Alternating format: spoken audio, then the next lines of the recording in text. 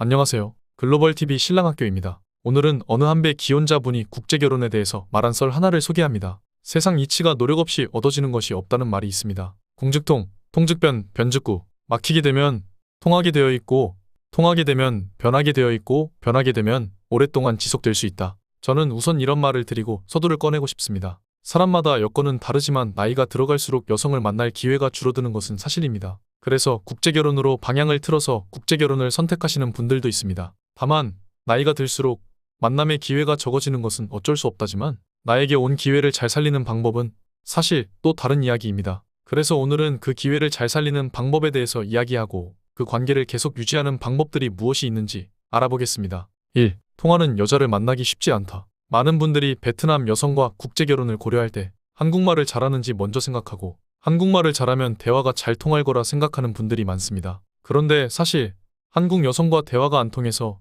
만나는 것이 어렵고 결혼 생활이 어려운 것일까요? 어떤 면에서 보면 부부 사이의 대화란 통상적인 의미의 대화가 아닐 수도 있습니다. 그런 의미에서 부부 사이의 대화는 서로를 대하는 관계를 확인해가는 과정인 것입니다. 한국 남자와 한국 여자가 같은 언어를 사용함에도 불구하고 서로 결혼하기 어렵다고 하는 주된 이유가 어떻게 보면 상대방이 원하는 게 무엇인지 파악하고 배려하는 것도 필요한데 자신의 입장만을 고수하고 양보하지 않는, 즉 상대의 입장을 수용하는 부분이 부족하기 때문입니다. 대부분 국제결혼을 하려는 분들 중에 상당수는 경제적 우위를 앞세워 은연중에 여성에게 고자세로 행동하시는 분들이 있습니다. 한편으로 이게 국제결혼의 동기가 되기도 하고 베트남 여성 또한 이런 점을 일부 수용하기도 하고 국제결혼을 하는 것도 맞지만 일단 결혼하고 나면 결혼 생활은 전혀 다른 이야기인데 한국에 와서도 처음처럼 아내가 쭉 그럴 거라고 오판을 하시는 분들이 있습니다. 즉 나에게 결혼이 필요하고 결혼이 막혀 있다면 나에게 어떤 문제가 있는지도 파악하고 그 다음 국제결혼도 생각해봐야 하는데 대부분 한국에서 결혼이 사실상 어려워 차선책으로 국제결혼을 선택하지만 그래도 일단 국제결혼을 선택했다면 한편으로는 상대에게 호감을 얻기 위해서 나 역시 상대와 어울릴 수 있도록 마음을 열고 행동하고 노력해야 하는데 나이가 좀 있으신 분들이 이런 부분에 주의를 기울이지 않거나 또는 이런 부분이 쉽지 않거나 관심이 없는 분들이 많기 때문에 결혼까지는 했어도 결혼 생활의 유지까지는 잘 안 되는 측면이 있습니다. 사실 베트남 여성이 한국말을 잘한다면 분명 소통의 부재를 줄여주고 결혼 생활에 도움이 되는 것은 맞지만 그렇다고 해서 결혼 생활과는 깊은 인과 관계가 있다고 하기엔 무리가 있습니다. 결혼 생활은 사실 이런 상대의 마음을 헤아리는 소통이 더 중요합니다. 이런 부분은 노력하면 바로바로 좋아지는데 문제는 한국 남성들이 나이가 들수록 생각이 고착화되어 있고 유연하지 못해서 맞춰주고 배려하는데 익숙하지 않다 보니 국제결혼에서는 이런 부분이 극명한 단점으로 나타난다는 것입니다. 중요한 것은 상대가 원하는 것이 무엇인지 파악하고 그에 동조해주는 것도 중요한데 이런 공감 능력이 부족하거나 의지가 부족해서 생기는 문제로 베트남 여성에게도 호응을 얻지 못하는 분들이 많다는 것입니다. 2. 청년의 사랑과 중년의 사랑은 다릅니다. 한국은 20, 30대를 청년,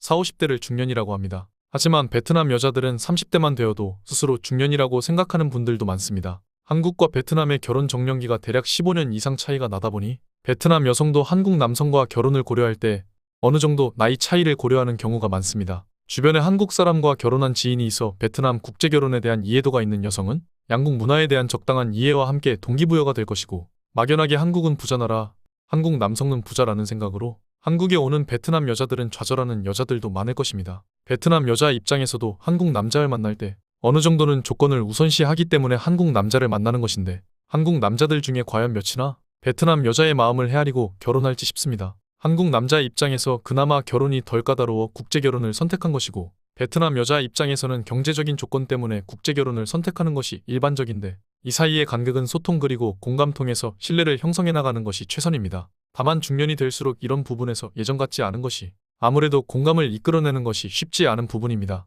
그럼 중년은 중년답게 현실적으로 돈이라도 여우같이 잘 써서 상대의 마음을 얻는 차선책을 선택할 줄도 아는 지혜도 필요한 법입니다. 3. 외모가 다가 아니더라. 저 역시 남자이기 때문에 남자들의 첫 번째 로망인 이상형을 만나는 것에 대해서는 공감하는 바입니다. 하지만 내가 원하는 여자와 나와 살아주는 여자는 그 간극의 차이가 있습니다. 결혼 생활은 서로 통하는 부분이 어느 정도 있고 내 사람이라는 생각이 들어야 부부가 되고 가족이 되는 것입니다. 보살펴 줄 거냐 또는 보살핌을 받을 거냐? 더러는 뒤치다꺼리를 언제까지 해줄 수 있을까?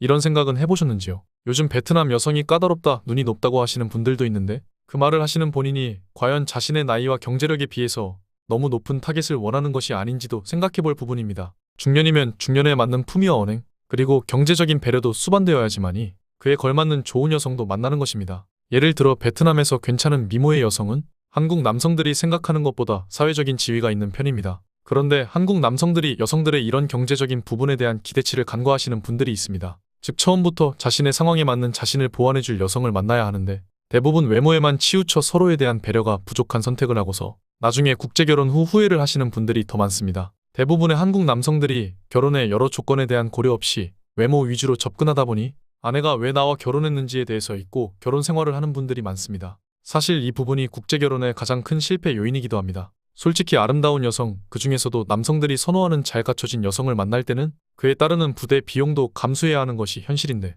생각보다 결혼 생활 이외의 이런 부대 비용들에 대해서 버거워하는 남성들도 많습니다. 그 사유가 한국 남성과 결혼해서 한국에 왔어도 한국에 적응하고 자기 앞가림하는 데까지는 적어도 3에서 5년의 시간이 필요하기도 한데 예쁘고 잘 갖춰진 아내에 대한 욕구는 이해하지만 사실 현실에서는 감당이 안 되는 케이스도 종종 있습니다. 4. 결국 나와 살아주는 내 마음 알아주는 여자가 최고더라. 대부분 국제결혼한 기혼자들이 하는 말이 이래도 저래도 내 옆에 있어주는 배우자가 최고더라는 이야기를 합니다. 결혼의 연속성은 서로에 대한 노력과 상대에 대한 배려와 이해에서 나옵니다. 그게 남성 입장에서는 경제력이 수반되는 한도 내에서 어느 정도는 여성에게 베풀면서 신뢰를 얻어가는 과정을 거치게 됩니다. 이게 결혼의 형평성이라고 이야기하지만 현실은 어느 정도는 써가면서 살 수밖에 없는 것 또한 결혼 생활이기도 합니다. 우리가 결혼의 안정성을 이야기할 때 그나마 그런 기본적인 자질을 갖춘 여성을 만나는 것이 우선이 아닐까 합니다. 사람마다 처한 상황과 조건이 다르다 보니 적합한 배우자의 기준은 다를 수 있습니다. 다만 이 부분에서 서로가 원하는 것을 잘 파악하고